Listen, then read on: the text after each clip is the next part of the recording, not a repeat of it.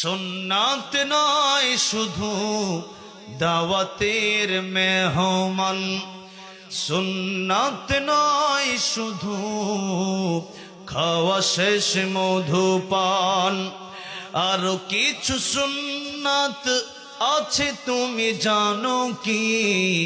জানলেও জীবনে কখনো তমানো কি?